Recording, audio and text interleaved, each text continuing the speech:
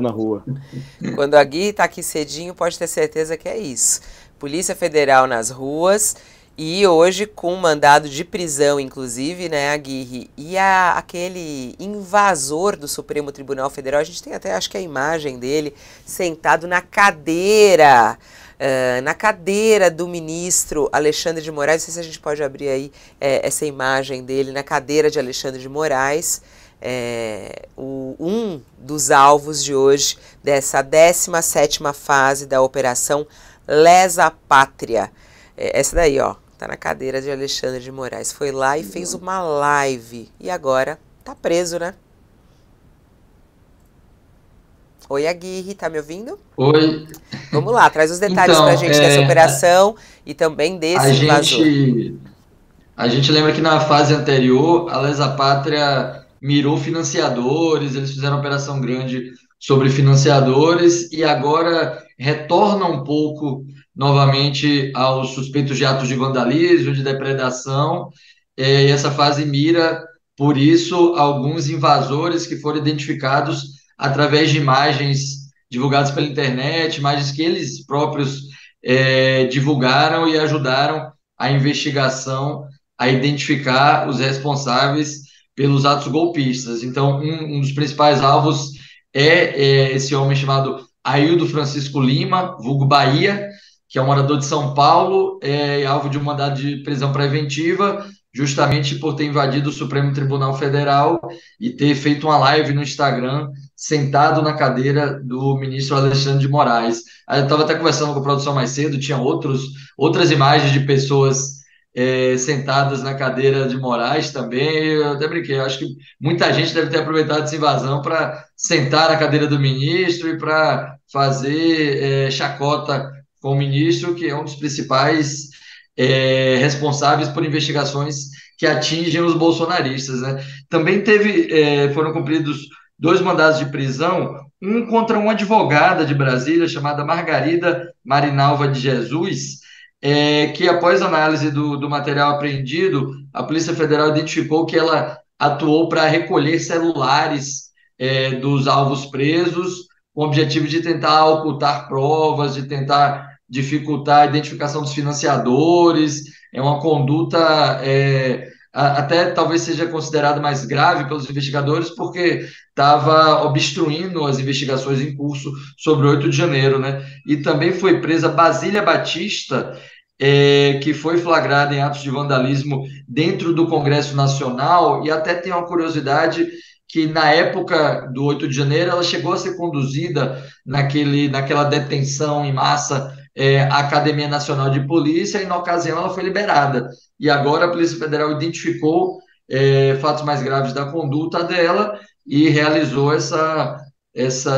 cumpriu esse mandado de prisão autorizado pelo ministro Alexandre de Moraes. Também houve mandados de busca e apreensão contra alvos suspeitos de terem incitado os atos democráticos. Tem uma pessoa, José Adriano, alvo no estado de Santa Catarina, que teria ameaçado e agredido policiais militares no 8 de janeiro. Parece que a polícia até tentou alvejá-lo com tiros na ocasião.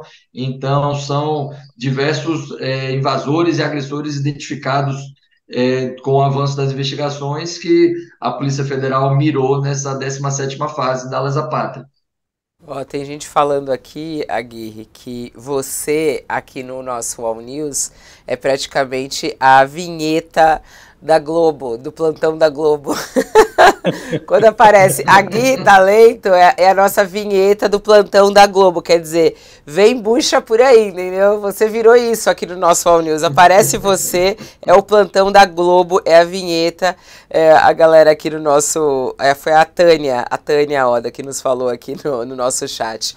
Ô Josias, é muito curioso, né? Porque a gente vê as consequências dos atos, né?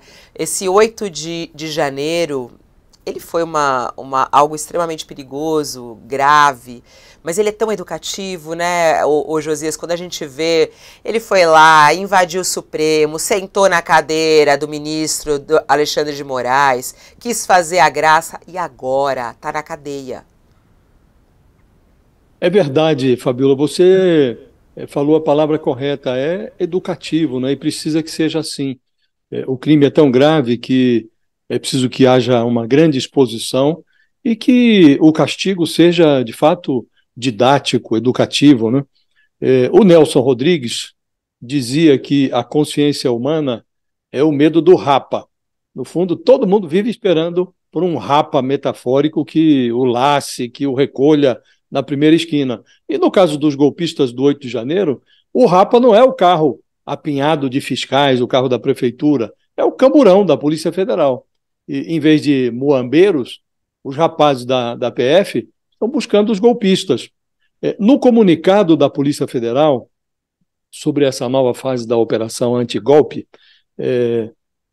eles informam, anotam ali que os encrencados estão respondendo, em tese, por um coquetel de delitos que inclui os crimes de abolição violenta do Estado de Direito, golpe de Estado, dano qualificado, associação criminosa, incitação ao crime, destruição e deterioração ou inutilização de bens protegidos. Esse pacote de delinquência, pela régua do ministro Alexandre de Moraes, que é o relator dos inquéritos sobre o 8 de janeiro, tem rendido entre 12 e 17 anos de cadeia. Então, agora, além de ter medo do rapa, os encrencados já sabem que quando o rapaz ou a equipe da Polícia Federal bate à porta, é esse o risco que estão correndo. 12 a 17 anos de cadeia. Até bem pouco, quando não havia nenhuma sentença ainda proferida pelo Supremo Tribunal Federal, pessoas estavam ali, sabiam que estavam correndo risco, mas não sabiam o tamanho da encrenca. Agora já sabem. Então, Fabíola, é cada vez mais elucidativo o processo. Muita gente está discutindo, essas penas são muito draconianas. O fato é que a maioria do Supremo Tribunal Federal tem seguido a posição do Alexandre de Moraes. Primeiro no plenário presencial, agora no plenário virtual, e os julgamentos estão prosseguindo. Na outra ponta, gente que está menos encrencada, que não cometeu tanta violência assim, corre para a Procuradoria-Geral da República para firmar ali os acordos de não persecução penal, tentando se livrar dessas penas severas. Acho que o mais importante, Fabíola, nesta fase agora, é a profilaxia das penas, o efeito pedagógico das penas.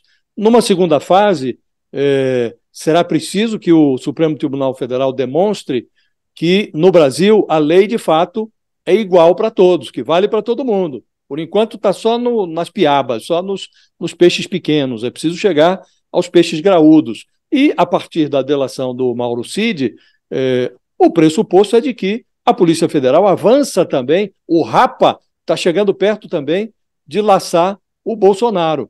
É isso que todo mundo espera, Fabíola, que não fique só nesses peixes miúdos, nas sardinhas, que chegue aos tubarões. Mas o processo de ensinamento, esse processo profilático, ele tem sido muito útil. E é preciso que seja assim, porque o que nós vivemos não foi algo negligenciável. É preciso que a história registre um castigo compatível com o tamanho do delito, com o tamanho do crime que foi praticado contra a democracia brasileira.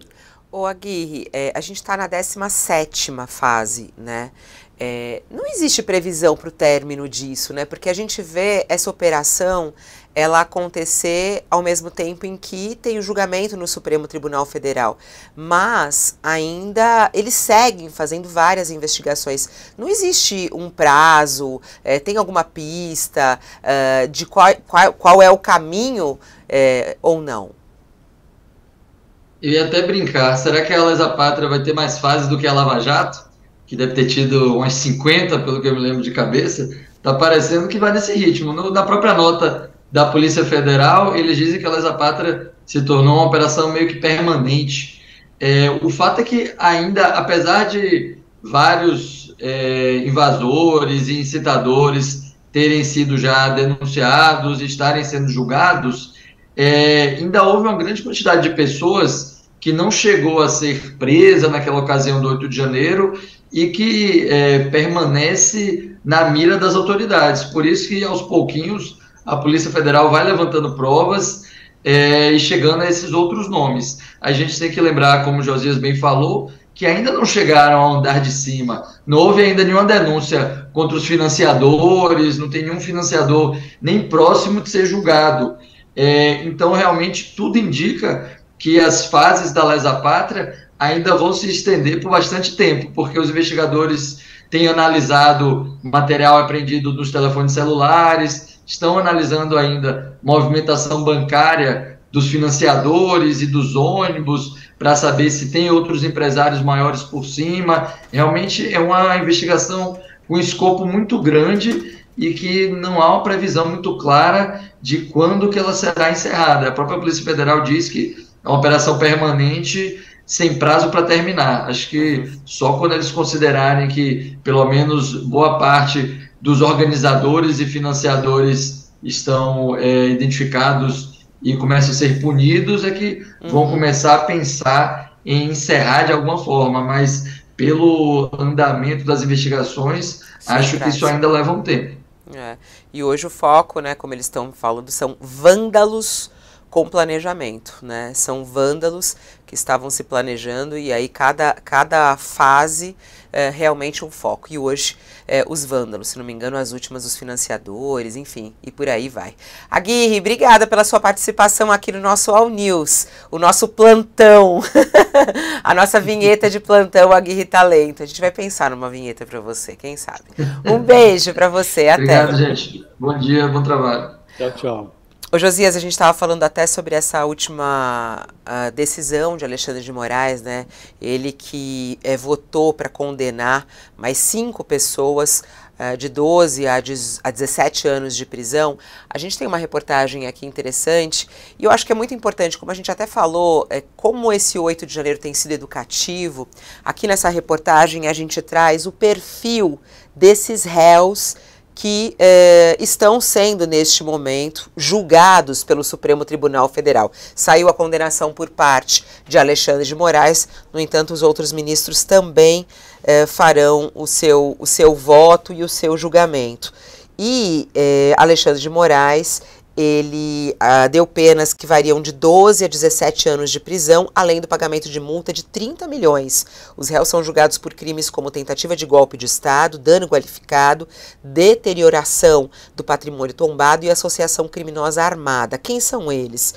Moacir José dos Santos, ele que foi preso em flagrante dentro do palácio, no instante em que ele fazia depredações, é acusado até de estar fazendo fotos, ele mesmo fez fotos, ele mesmo fez as provas contra ele, e ele é acusado de coautoria de crimes de abolição violenta ao Estado Democrático de Direito. O João Lucas, que também foi preso em flagrante no Senado, e ele afirmou que a intenção dele era participar de um evento pacífico de patriotas, foi o que ele disse. Mas aí invadiu o Senado, segundo ele, para se proteger e por orientação dos policiais. Porém, seu voto Moraes sustenta que foi comprovado pelas fotos, pelo teor do interrogatório e tudo mais, que Lucas integrava um grupo autodenominado Patriotas, que buscava realizar um golpe de Estado, além de ter invadido também prédios públicos. Ele tem 26 anos. Tem também, ontem, Jupira Silvana, também condenada. Ela foi presa dentro do Senado também. E, assim como Moacir, o seu material genético foi encontrado no local das depredações. Outra que também foi condenada à prisão, Nilma Lacerda. Nilma é acusada de coautoria dos mesmos crimes dos demais réus e Moraes votou para ela uma pena de 14 anos de prisão. Tem também o Davis Baek, que segundo o voto de Moraes, ele foi preso com 2 rojões, armas brancas, uma faca, 2 canivetes e também gás lacrimogênio e um cartucho de gás. Segundo Moraes, ele era participante integrante das caravanas que estavam no acampamento do QG do Exército naquela semana. É importante a gente trazer